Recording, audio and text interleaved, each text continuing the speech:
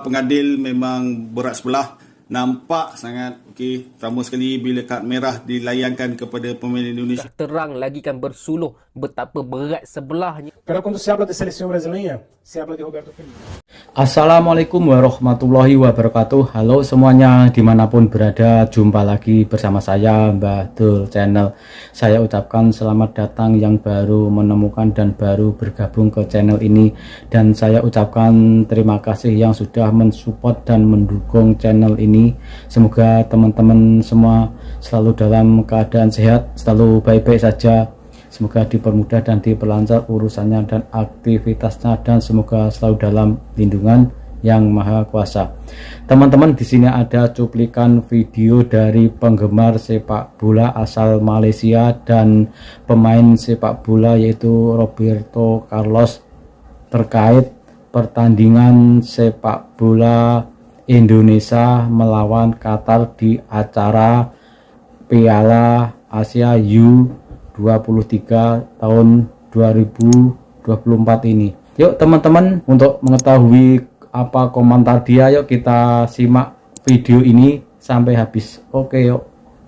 Okey guys, semalam Piala Asia bawah 23 tahun telah membuka tirainya pada malam semalam.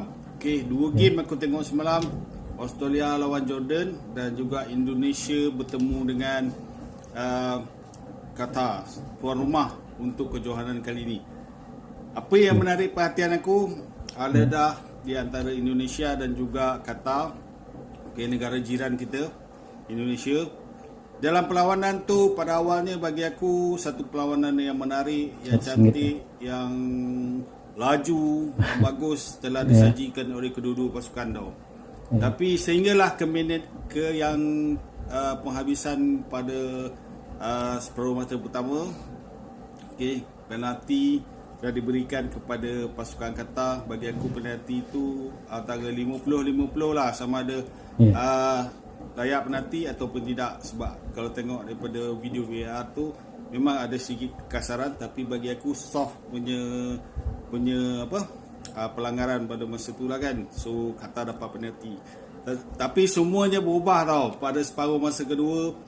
Memang jelas pengadil memang berat sebelah, nampak sangat pertama sekali bila kad merah dilayangkan kepada pemain Indonesia. Bagi aku kad kuning kedua tu memang tak sepatutnya lah berlaku, sebab bukan ada tackle yang berat pun, tapi bagi aku macam tak kena benda tu, tapi dibagi kad merah juga, dan benda tu merentap semangat pasukan Indonesia. Lepas tu tackle yang dilakukan oleh Qatar yang bagi aku memang sepatutnya kena dapat red card. Kalau tengok coach Sintayong pun dia pun bantah sehingga dia dapat kad kuning masa tu. Bagi aku pengadil malam tadi memang berat sebelah lah. Memang banyak kejadian-kejadian ataupun sinetron yang berlaku tadi yang tidak menyebelahi pasukan Indonesia. Apapun kekalahan, tidak kekalahan, 2-0 untuk Indonesia.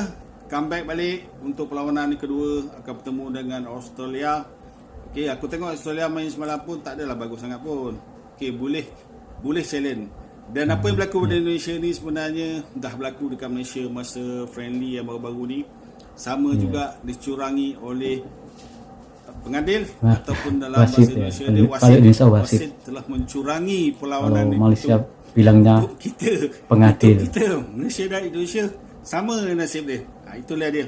So comeback balik bertemu dengan Australia, InsyaAllah Indonesia akan mencapai kemenangan. Good luck to Indonesia. Saat main cuplikan saat penalti.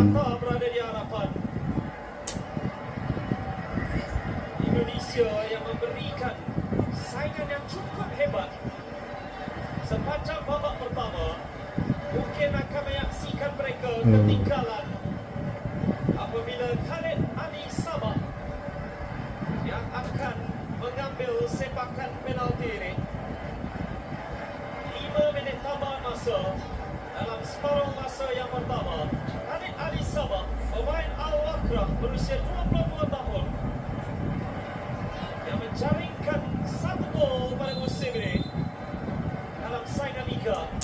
Ini. 1-0. Aduh. Qatar 2, Indonesia 0. Ini adalah perlawanan pertama dalam Piala Asia Under 23. By the way guys, kalau korang belum follow lagi channel ni, boleh tekan butang follow sebab aku akan update dekat korang semua pasal Piala Asia Under 23 ni lah. Cakap pasal game semalam, boleh nampak sudah terang lagi kan bersuluh betapa berat sebelahnya referee dengan VAR Qatar ni. Kalau korang ingat, ini negara yang sama yang menang Piala Asia dengan 3 penalti dekat final hari tu. Dalam game kali ni pun diorang dapat penalti yang bagi aku macam very very small foul lah kan. Very very lenient lah. Penalti tu satu. Lepas tu ada player yang kena kad merah, dibuang padang, dan bagi aku memang player yang Qatar yang kena tackle tu memang berlakon gila lah.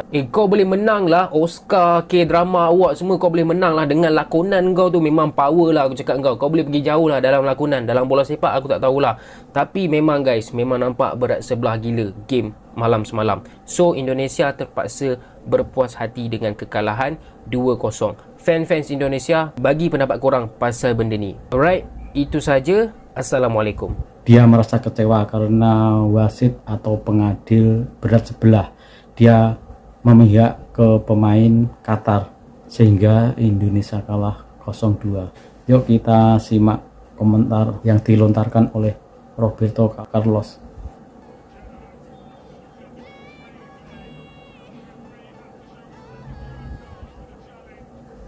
Indonesia's first game of the Under-23's Asian Cup is turning into Un grandísimo jugador. Pero cuando se habla de selección brasileña, se habla de Roberto Firmino. Bukan hanya bikin kisruh di pentas persepakbolaan Asia.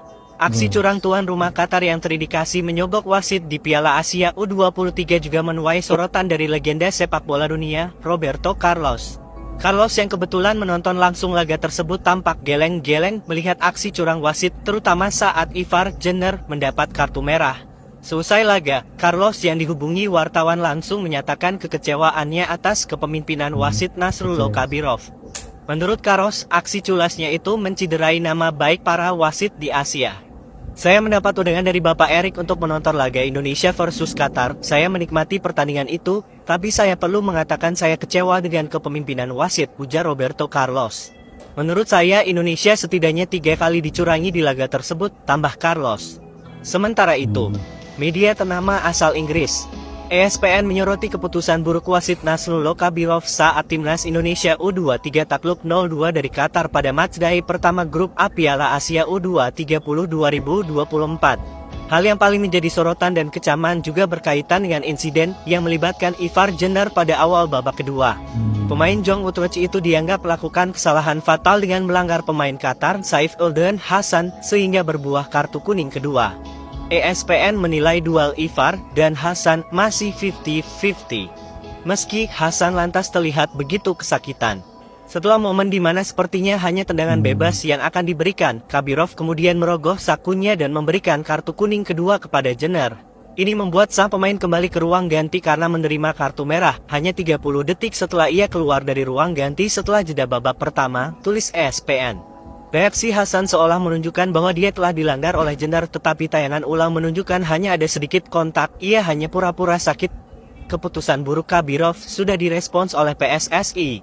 Ketua Badan Tim Nasional Sumarji memastikan sudah menyatakan nota protes terkait kepemimpinan sang pengadil, tambah ESPN. Di sisi lain, media Qatar Doha News mengklaim timnas Qatar U23 bermain dominan saat mengalahkan timnas Indonesia U23. Doha News menuliskan headline Qatar mendominasi di laga pembuka melawan Indonesia. Media yang berbasis di ibu kota itu juga memuji penampilan tim yang menunjukkan kualitas dan determinasi sepanjang permainan di Stadion Jassim bin Hamad. Klaim Doha News soal dominasi Qatar atas Indonesia juga tak akurat. Ini karena timnas Indonesia U23 justru unggul dalam penguasaan bola walau harus bermain dengan 9 pemain karena kartu merah yang didapat Ivar Jenner dan Ramadan Sananta, mengacu statistik di laman resmi AFC.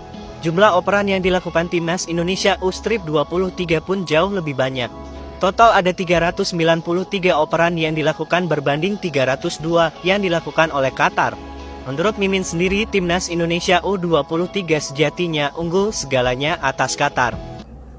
Begitulah tadi komentar penggemar sepak bola asal Malaysia dan mantan pemain sepak bola dunia terkait kekalahan Indonesia melawan Qatar 0-2, yang dia merasa sangat kecewa karena wasit memihak sebelah, yaitu memihak ke pemain tim Qatar. Semoga video tadi menjadi informasi dan bermanfaat untuk teman-teman semua. Terima kasih yang sudah menonton dan sudah subscribe. Yang belum subscribe silahkan subscribe, karena subscribe itu gratis. Oke, saya minta undur diri. Wassalamualaikum warahmatullahi wabarakatuh.